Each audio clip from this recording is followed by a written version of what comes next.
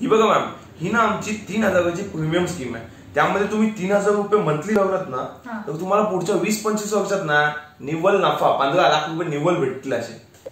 आणि in case समजा सगळ्यांना काय झालं, होऊ नये पण काय झालं, तुम्हाला जागच्या जागी 2 हप्ते जरी बघले असतील ना तरी पण जागच्या जागी तुम्हाला 15 लाख रुपये देतील आमचे एजंट. तिथल्या इथे येईल एजंट आमचा. काय होतं, मस्तच एकदम.